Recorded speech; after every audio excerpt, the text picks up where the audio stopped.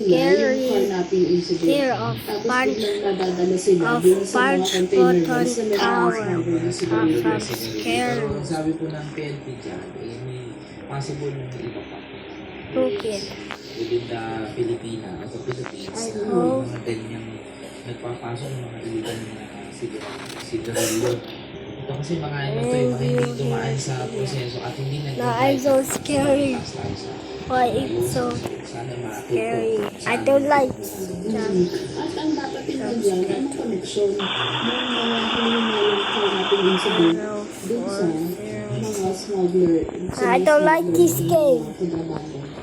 But incident na pupunta bigla dun sa hindi Ay, bak! ini-expect ng mga taga-PNP. No, I don't like that game. Nakapunta ka dun, bakit parating may bukas?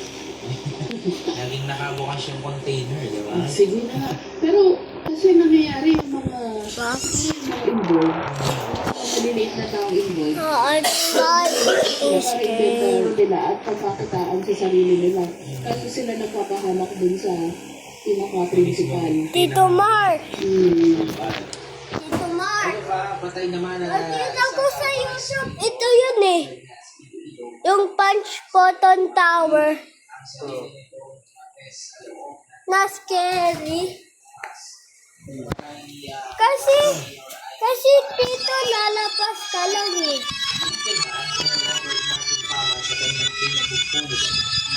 Sinugod ang biktima sa St. Paul's Hospital matapos na magtama ng tama ng bala sa tiyan.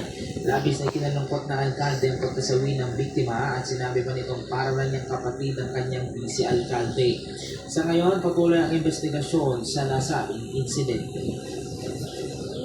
Can I get out Arestado please? naman ang isang 21 anyos na lalaki matapos na magpaputang ng baril sa pagsalubong sa bagong taon sa Tondo, Maynila.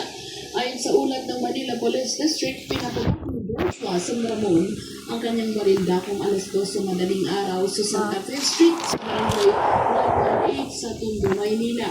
Agad namang isinumbong ng concerned citizen ng insidente sa PNP, kaya't agad na naaresto ang suspect. Nakuha nila sa pangangalaga ng suspect ang baril na pinaputok nito. Hindi rin ito pumalag ng arestuhin ng mga otoridad.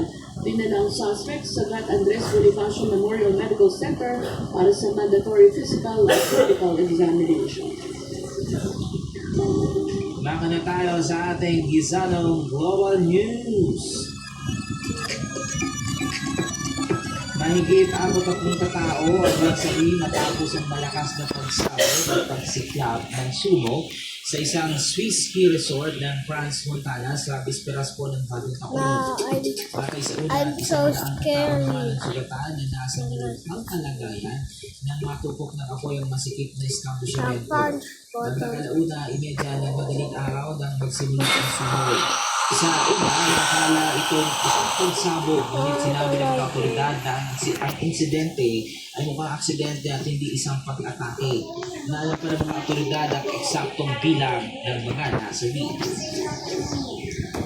Nagsigawa naman ang airstrike sa Estados Unidos laban sa tatlong sasakyang pandagat na hinihinalang nagsasagawa ng narco-trafficking. Patay sa pahayag ng U.S. Southern Command, patay ang tatlong narco-terrorist mula sa unang barko habang ang mga sakay ng iba pang barko ay tumalon sa dagat bago ito tuluyang lumubog. Napag-alaman rin ng ahensya na palipot-lipot ang mga narcotics sa pagitan ng tatlong barko bago isinagawa ang airstrikes. Sa iba pa nating news abroad, plano ng Central Bank na mag-usad ng backup currency. Ilang bahagi ng malawakang reforma sa pera sa taong 2026. Ayon kay Governor Yes, Abdul we Kader back. Hussein, No, I'm so ang bagong scary.